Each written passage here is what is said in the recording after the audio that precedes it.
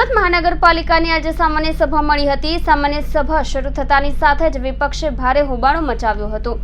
રાજકોટની દુર્ઘટના બાદ પાલિકા દ્વારા ડોમ અને ફાયર એનઓસી અને બીયુના મુદ્દે આડેધડ સીલિંગની કાર્યવાહી કરી હોવાથી વિપક્ષ દ્વારા ભેદભાવની નીતિ બંધ કરોના પોસ્ટર અને નારેબાજી સાથે હોબાળો મચાવ્યો હતો। આમ આદમી પાર્ટીના કોર્પોરેટર દ્વારા ભાજપ સરકાર ચોર છેના નારા લગાવવામાં આવ્યા હતા। અધિકારીઓ અને ભાજપના શાસકોએ મિલીભગતથી કામગીરી કરતા હોય છે, તેથી સામાન્ય લોકોને મરો થઈ રહ્યો છે। ભાજપના શાસકો દ્વારા યોગ્ય કાર્યવાહી કરવામાં આવતી નથી, માત્ર સામાન્ય લોકોના બાંધકામોમાં બંધ કરાવાય છે, જ્યારે ભાજપના શાસકોના નજીકના બાંધકામો ગેરકાયદેસર પણ ધમધમી રહ્યા હોવાના આક્ષેપ વિપક્ષ દ્વારા કરવામાં આવ્યા હતા।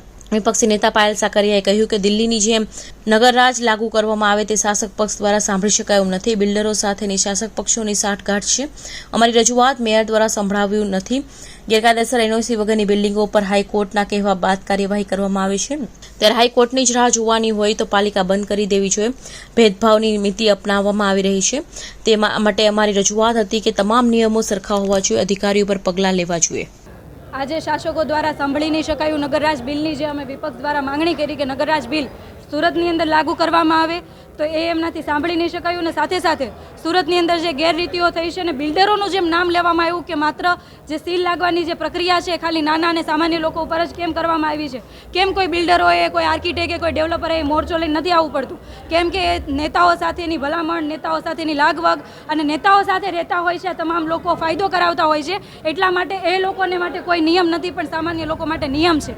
અને આ બાબતની અમે જેવી રજૂઆત કરી એટલે મેયરથી સંભળાયું નહીં। સાથે સાથે અમારી રજૂઆત એવી પણ હતી કે અત્યાર સુધી જે ગેરકાયદેસર ચાલતા હતા તો અધિકારીઓ દ્વારા કેમ અત્યાર સુધી કોઈ કાર્યવાહી કરવામાં નહીં આવી। હાઈકોર્ટ જ્યારે સૂચન કરે છે, કહે છે, ટકોર કરે છે કે ભાઈ ગેરકાયદેસર જેટલી એનઓસી વગરની બિલ્ડિંગ છે, બીયુસી વગરની બિલ્ડિંગ છે તો એમાં સીલ મારવાની પ્રક્રિયા ચાલુ કરવામાં આવે, તો અત્યારે હાઈકોર્ટ કહે ત્યારે કાર્યવાહી કરવામાં આવે તો આ તમામ ડિપાર્ટમેન્ટો છે, જે ટાઉન પ્લાનિંગ ડિપાર્ટમેન્ટ હોય કે પછી ફાયરનો ડિપાર્ટમેન્ટ હોય, અત્યાર સુધી આ લોકો શું કરતા હતા? હાઈકોર્ટની જ રાહ જોવાની હોય તો સુરત મહાનગરપાલિકા બંધ કરી દેવી જોઈએ, હાઈકોર્ટ સૂચન આપે ત્યારે કામગીરી કરવી જોઈએ। અને અત્યારે જે ભેદભાવની નીતિ અપનાવવામાં આવી રહી છે બિલકુલ યોગ્ય નથી, અને આવી જ ભેદભાવની નીતિ જો આવી રીતના અપનાવતા રહેશે તો રાજકોટમાં જે દુર્ઘટના બની છે પાછી સુરતમાં દુર્ઘટના બનવામાં વાર નહીં લાગે, આવી નવી પરિસ્થિતિ ફરીવાર ઊભી થશે।